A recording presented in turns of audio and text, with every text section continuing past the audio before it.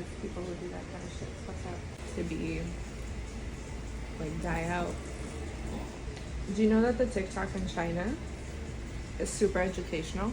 Really? Like they all those like dumb trends that like they're making our country stupid from the inside.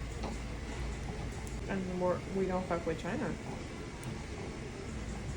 At TikTok, they see highly as very addicting. There's just and that's crazy. Instead of pulling them up. Yeah. I'm okay.